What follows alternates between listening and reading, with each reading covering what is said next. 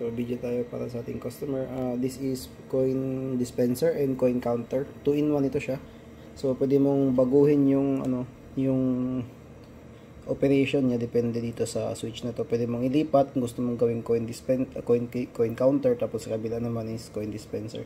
So basically bibilangin niya lang yung coin na dumadaan dito sa may hopper. So let's say coin counter, pag ginamit natin siya as coin counter, pagka-press mo ng button, bibilangin, lalabas yung coins dyan, no? So, wala siyang pakialam kung ano yung value ng coins. Let's say, lahat 5 pesos inilagay mo or lahat tig-piso, ikaw na yung magde-decide nun. So, let's say, pwede niyang bilangin kung ilang piraso. Pieces lang yung bibilangin niya. So, let's say, 57 yun. So, paglabas na yung lahat, magiging 57 siya. So, may separate video ko para doon. Pero ang recommend kasi kung gusto nyo panoorin, pwede kong i-share yung link. Yung video para sa coin counter and dispenser. Ito, upgrade to siya. So, meron kasing gustong upgrade yung ating suki na gusto niya. Yung coin dispenser daw is yung increment. Kung ilang value yung every click. Kasi may plus and minus yan siya eh. Ito yung minus. Ito yung plus. So, may dalawang button. Ito, pag increase mo ng increment, pang decrease ng increment, mamaya papakita ko. So, mas maganda yun daw yun kung editable. Kasi yung dati kong machine, every press mo dito, 10-10 yung mag-increase doon sa LCD. Yung increment niya is only 10. So, this time, editable siya. So, paano ma-edit yung increment? So, madali lang. Pagka power mo ng system or ng machine, ipipress mo yung itong operation button. Then, papasok siya sa entering system settings. So, sa entering settings, pwede mong i-plus yung increment, pwede mong gawing 10. So, yung gusto kasi ng suki natin is, pwedeng napapalitan ito. So, ganun lang magpalit. I-hold mo lang ito. Pagka-on mo, i-press mo kagad dito, i-hold mo siya. Until maglabas yung entering setting. So, let's say gusto ko is 50. That means, bawat click ko, 50. So, maximum nito, 100. Max natin, ha. So, pag abot ng 100, pag click mo ulit, babalik siya sa 0, yung increment. So, let's say 50. Yan. So, gagamitin mo yung plus, minus para mag-enter. Yan. So, masisave na siya. 50 na siya ngayon ang increment. Kahit off ko yan. Okay. Tapos, i-on ko ulit. Naka-mode siya as coin dispenser, di ba? Kasi yun yung gusto ng client is, kapag nilagyan niya daw, bawat press niya daw is 50-50. Or, kung gusto niyang baguhin, pwede niya rin baguhin. Pwede niyang gawing 20, 25, kanina pinakita ko paano magbago. So, ngayon 50 pa rin yan. Pansin mo, pag i-press ko yung plus, yung value niya 50 kagad. Pag i-minus ko, minus 50 din yan. Yan. So, every press 50. Yan. Kasi dati every press ko 10 lang yun. Yung lumalabas. So, kuha tayo ng coins. Yung coins dito, may mga income tayo dito. So, ilalagyan ko siya dito. So, walang pakialam yung hopper sa yung value ng coin. So, ikaw yung magde-decide kung anong ilalagay mong coin dito. So, basically, ginagawa ko ito. May ginagamit din ako ng ganitong machine. So, simple lang yung ginagawa ko. Let's say, ganyan. Lalagyan ko siya ng mga nakukuha kong pera sa piso wifi. Mayroon tayong sorter. So, sinusort lang natin. Mayroon akong nabiling sorter doon kay Sir Isa. Separate lang natin yung 1 pesos, 5 pesos, 10 pesos, 20. So, pag ilagay ko dito yung mga 1 pesos, pwede ko siyang lagyan ng cellophane dito.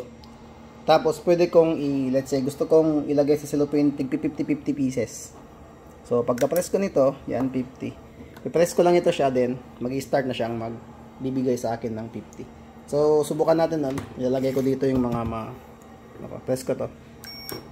Yan, magdi-dispense siya. Bawat 10, mag-i-stop yan siya. So, yan talaga yung flow ng program. Ito ko lang nilalagay. Ito, I think kaya naman yung 20. So, yan. So, bawat 10 nag-i-stop siya para rest na rin yun ng hopper. So, dinispense niya daw is 50 pieces. So, bilangin natin kung 50 nga ba talaga. So, by the way, ito yung first, second, third, tapos yung fourth chip na sa kamay ko. Bilangin natin isa-isa. Okay. Kasi naghingi ng video yung customer natin ulit. So, 5, 10, Check natin kung 10 nga.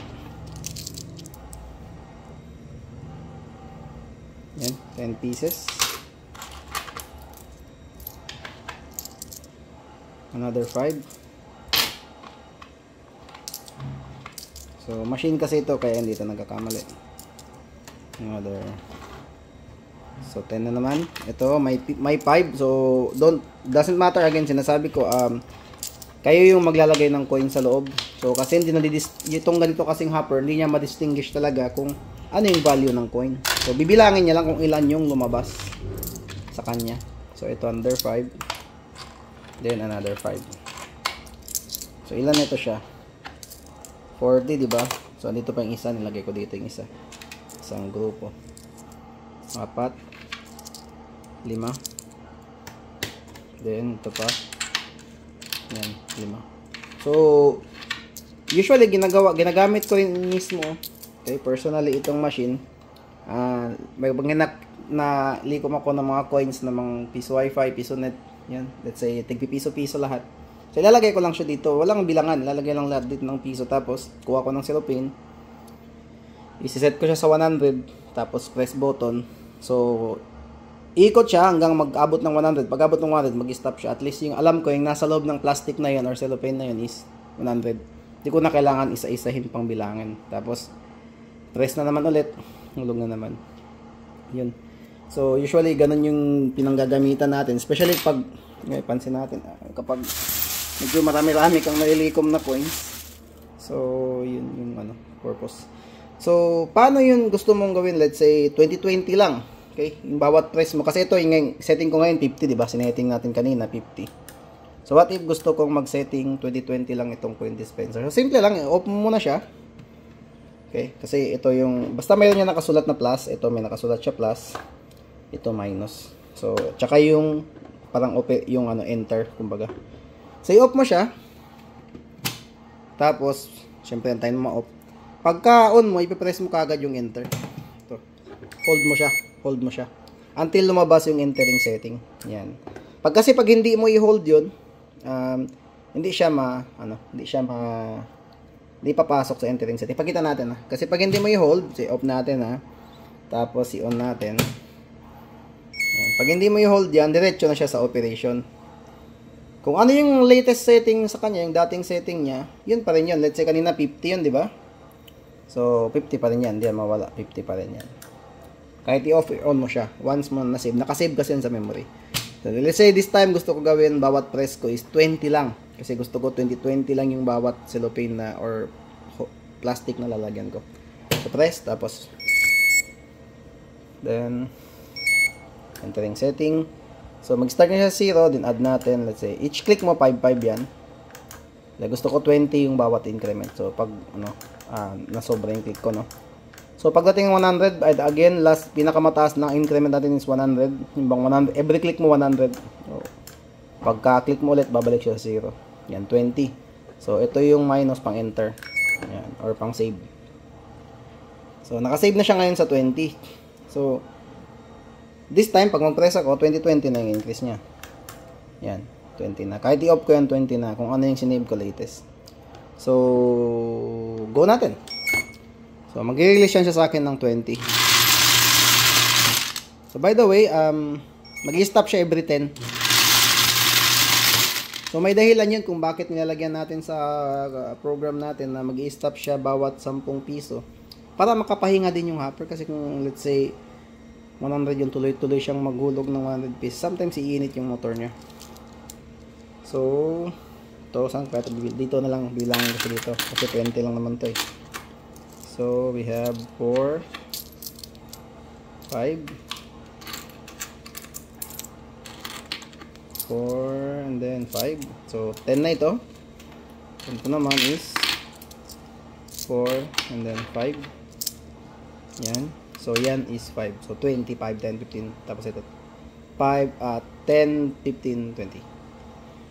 So, yun. Ganun lang kasimple. So, paano naman yung coin counter? So, kung gusto mo siyang gawing coin counter, usually, dalawang purpose kasi nito. So, ang gagawin mo lang is hanapin mo yung switch na maliit, ito. Tapos, i-switch mo siya sa kabila. Sa coin counter, hindi natin gagamitin yung plus and minus. Ito lang yung gagamitin natin, yung walang sulat. Okay, kung yung mga may sulat, yung plus tsaka minus din. Tapos, i-off mo siya. After mo i-switch, off mo siya. Then, pagka-on mo ulit, ang magiging mode niyan is coin counter na. So, ito kasi yung bagong version. Yun lang ang nabago. Yung coin dispenser is pwede mo nang baguhin yung ano niya. Yung tawag dyan. Itago ko muna itong coins kasi medyo mahirapan tayo magkakaroon ng sobrang daming coins dito sa taas. Kasi mag-coin counter. Testing natin ngayon coin counter. Yan. Yung sinasabi ko. Biglang mahulog. Yan.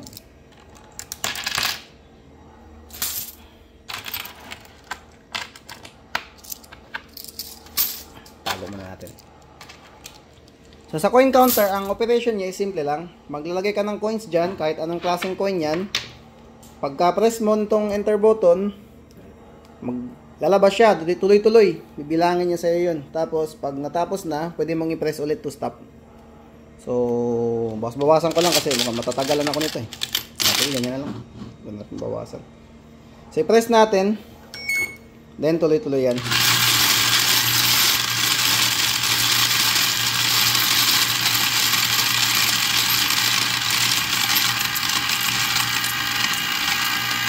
Yun. So, wala na, no? Wala na. Ayan. Ibig sabihin, ilalabas nilang lahat ng coin. Tapos, pag i-stop mo siya, i-press mo siya ulit. Bibilang, sasabihin niya sa'yo kung ilan yung lumabas na coin. 61 pieces daw. So, bilang natin kung 61. So, ito, pang count lang. Yung kanina, pang dispense. Pwede mong lagyan ng value, tapos siya yung, so, again, ulit na ng 5. Ito, lagay mo yung mga coins doon, tapos, hayaan mo siyang magbilang. Then, press mo lang ulit kung gusto mo nang i-stop. Or kung ubos na siya, no? Siyempre, i-stop mo na yung counting.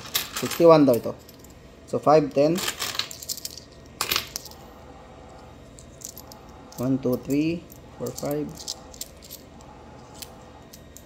15. 20. 25. Tama, 5. 25.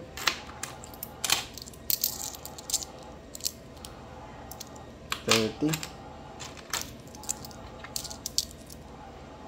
35,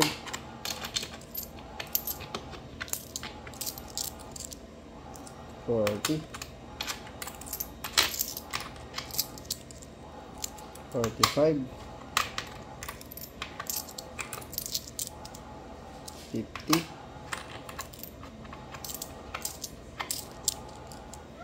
55, 60, 61. So, yan. So, accurate yan kasi yung machine natin is nalalagyan natin siya ng anti-errors and mga pulse, anti-noise na circuit. And yun, by milliseconds nagbibilang yung ating so mas accurate pa yan sa atin na tao na sa pagbibilang ng coins. So, I guess that's all. Thank you for watching this video. Binigay ko lang yung video para update sa ating suki na bumili ng coin dispenser actually yung kasi marami talaga siyang coins. Gusto niyang ilagay diretso na sa container or cellophane or plastic bags. Tapos parang gusto niya nang i-segregate 100. Okay? Kaya pinabago niya sa akin na editable daw yung bawat press. So thank you for watching.